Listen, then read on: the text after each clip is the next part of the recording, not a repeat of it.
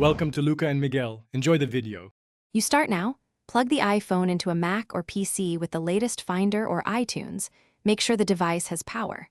Identify your model so you know which buttons to press. Face ID models use volume up/down and side button. Older models use home. Once connected, locate the restore/exit prompts in Finder or iTunes. You want to attempt a simple restart from recovery mode first, because it avoids data loss when it works, and it's the fastest fix. Now perform the button sequence for your iPhone model with confident timing. Press and release volume up, then volume down, then hold the side button until the Apple logo appears for Face ID models. For home button models, hold home plus side until the logo appears. Once the system reboots, Finder or iTunes will offer update or restore. Select update to try preserving data.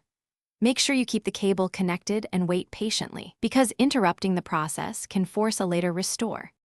Finish by confirming your iPhone boots to the home screen and that app's open normally. Check settings and iCloud sign-in to ensure state is intact. If the phone remains in recovery, move to DFU mode and perform a restore. This erases data, so only use it if you have a backup. If DFU fails, make sure you tried a different USB cable or computer, and then contact Apple support or an authorized service provider. That often resolves hardware-related recovery issues.